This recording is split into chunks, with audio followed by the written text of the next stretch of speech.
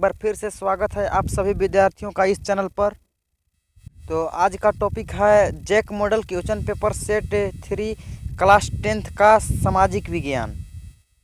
यदि आप परीक्षा की अच्छे से तैयारी करना चाहते हैं तो चैनल को सब्सक्राइब कर दीजिए और बेल आइकन को दबाना ना भूलिएगा। इस चैनल पर आपको परीक्षा की अच्छे से तैयारी कराया जा रहा है अभी, और जब तक परीक्षा नहीं हो रही है तब तक आपको इस परीक्षा के बारे में अपडेट मिलते रहेगा। तो अब है अति लघु उत्तरीय प्रश्न, 2 अंकों का 40 शब्दों में उत्तर देना है। तो 9 क्वेश्चन है, होसे किसे कहते हैं। तो उत्तर है दक्षिण अमेरिका के एक देश ट्रिनिटाड में मनाए जाने वाले मुहर्रम के मेले को इमाम हुसैन के नाम पर होसे कहते हैं। तो होसे एक त्योहार है जो दक्षिण अमेरिका में मनाया जाता है। दक्षिण अमेरिका के ट्रिनिटाड देश में एक मुहर्रम जैसा मेले लगता है जिसे होसे कहते हैं। अब है क्वेश्चन 10, आदि औद्योगिकरण से क्या तात्पर्य है।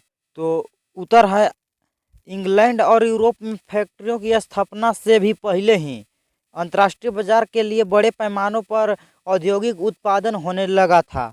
यह उत्पादन फैक्ट्रियों में नहीं होता था। बहुत सारे इतिहासकार औद्योगिकरण के इस चरण को आदि औद्योगिकरण का नाम देते हैं। तो यह कह रहा है इंग्लैंड और यूरोप में फैक्ट्रियों की स्थापना से पहले ही, स्थापना होना था लेकिन स्थापना नहीं हुआ, उससे पहले ही अंतर्राष्ट्रीय बाजार के लिए, यानी कि अंतर्राष्ट्रीय इंटरनेशनल लेवल के बाजार पर बड़े पैमानों पर औद्योगिक उत्पादन होने लगता था। यह उत्पादन फैक्ट्रियों में नहीं होता था। बहुत सारे इतिहासकार औद्योगिकरण के इस चरण को आदि औद्योगिकरण का नाम देते थे। अब है क्वेश्चन 11, असहयोग आंदोलन में भारतीयों द्वारा अपनाए गए तरीकों की समीक्षा कीजिए। तो आप उत्तर इस प्रकार लिखेंगे, असहयोग आंदोलन में भारतीयों द्वारा अपनाए गए विभिन्न तरीके निम्न हैं। तो क है गांधी जी असहयोग आंदोलन के योजनाबद्ध तरीके से प्रारंभ करना चाहते थे। उनका विचार था कि सर्वप्रथम सरकार द्वारा दी गई पदवियों को लौटा दिया जाए तथा इसके बाद सरकारी नौकरियों तथा विदेशी वस्तुओं का बहिष्कार कर दिया जाए। और ख है असहयोग आंदोलन का प्रारंभ शहरी मध्यम वर्ग की हिस्सेदारी से प्रारंभ हुआ। विद्यार्थियों ने स्कूल कॉलेज छोड़ दिए, शिक्षकों ने त्याग पत्र दे दिया, वकीलों ने मुकदमे लड़ने बंद कर दिए तथा मद्रास के अतिरिक्त प्रायः सभी प्रांतों में परिषद चुनावों का बहिष्कार किया गया। अब है ग, विदेशी वस्तुओं का बहिष्कार किया गया। शराब की दुकानें की पिकेटिंग की गई तथा विदेशी कपड़ों की होली जलाई गई। होली जलाई गई का मतलब हुआ उसे जला दिया गया। अब है घ, व्यापारियों ने विदेशी व्यापार में पैसा लगाने से इनकार कर दिया। देश में खादी का प्रचलन और उत्पादन बढ़ गया। अब 5वां यानी कि अंग है, ग्रामीण इलाकों में जमींदारों को नाई धोबी सुविधाओं से वंचित करने के लिए पंचायतों ने नाई धोबी बंद का फैसला किया। यही 5 तरीके हैं, आप लोग इसे अच्छे से तैयारी कर लीजिएगा। अब है अथवा में क्वेश्चन 11 का अथवा में है, भारतीय अर्थव्यवस्था पर महामंदी के प्रभावों की व्याख्या कीजिए। तो उत्तर आप लोग इस प्रकार लिखिए, भारतीय अर्थव्यवस्था पर महामंदी का प्रभाव निम्न। तो क में लिखिए, इस महामंदी 1929 से 1934 के काल में भारत के आयात और निर्यात व्यापार में 50% की कमी आई। और ख में लिखिए, इस महामंदी का बंगाल के पटसन पैदा करने वाले लोगों पर विशेष रूप से बड़ा विनाशकारी प्रभाव पड़ा। पटसन के मूल्यों में कोई 60% गिरावट आ गई, जिससे बंगाल के पटसन उत्पादन बर्बाद हो गए और कर्ज के बोझ तले दब गए। और ग है, छोटे छोटे किसान भी इस बर्बादी से न बच सके, उनकी आर्थिक दशा खराब होती जा रही थी। सरकार ने उनके भूमि कर तथा अन्य करों में कमी न की। और घ में लिखिए, 1930 में शुरू होने वाले सिविल अयोग्य आंदोलन इस आर्थिक मंदी का सीधा परिणाम था, क्योंकि ग्रामीण क्षेत्र अशांति का क्षेत्र बन चुके थे। अब है दीर्घ उत्तरीय प्रश्न, 5 अंकों का 200 से 250 शब्दों में उत्तर देना है। तो 12वां क्वेश्चन है, 19वीं सदी के यूरोप में कुछ उद्योगपति मशीनों के बजाय हाथ से काम करने वाले श्रमिकों की प्राथमिकता क्यों देते थे? तो इसका उत्तर आप लोग इस प्रकार से लिख सकते हैं।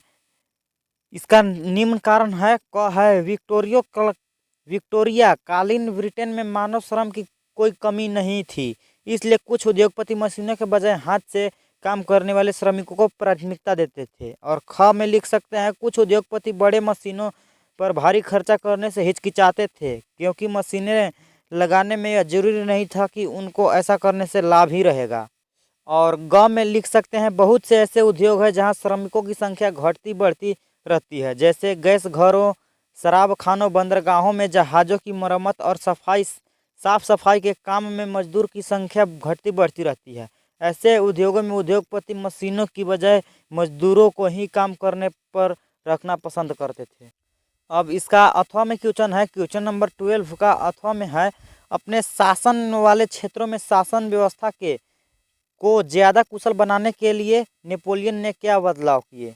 तो अब उसने क्या सुधार किया? अब ये है, नेपोलियन द्वारा किए गए प्रमुख प्रशासनिक सुधार निम्नलिखित है। तो क है, जन पर आधारित विशेषाधिकार समाप्त कर दिए गए और कानून के सामने सबकी बराबरी के नियम को लागू किया गया।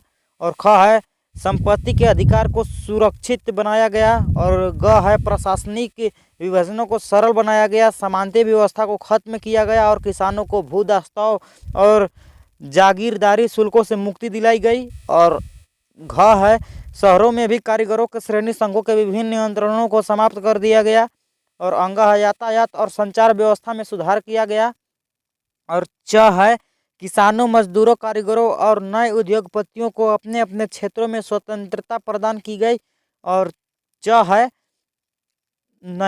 है, मानक नाप तौल के पैमाने चलाए गए और एक राष्ट्रीय मुद्रा चलाई गई। और ज है, एक इलाके से दूसरे इलाकों में वस्तुओं और पूंजी की आवागमन में सहूलियत दी गई। तो इस प्रश्न का आप लोग इस प्रकार से उत्तर लिख सकते हैं। अब है क्वेश्चन नंबर 13, दिए गए विश्व के मानचित्र में निम्न स्थानों को दर्शाइए। तो विश्व के मानचित्र दिया गया है, इसमें मुंबई और ख में है अफ्रीका। मुंबई और अफ्रीका को दर्शाना है कि मुंबई अफ्रीका कहाँ है। तो आप लोग स्क्रीन पर देख सकते हैं मुंबई और अफ्रीका कहाँ है। अफ्रीका आप लोग यहाँ से सीधी सी देख सकते हैं, ये है अफ्रीका और मुंबई दर्शाना है। तो भारत का कुछ भाग इस मानचित्र में यहाँ आप लोग को दिख रहा होगा। मुंबई इस जगह पर है, इस जगह पर मुंबई है। तो आप लोग इस प्रकार से मानचित्र में दर्शा सकते हैं। यदि आपने इस चैनल को अभी तक सब्सक्राइब नहीं किया है तो चैनल को ज़रूर से ज़रूर सब्सक्राइब करें और बेल आइकन को दबाना ना भूलिएगा। और दोस्तों को साथ में ज़रूर शेयर करें दोस्तों, ताकि वो भी अच्छे से परीक्षा की तैयारी कर सके।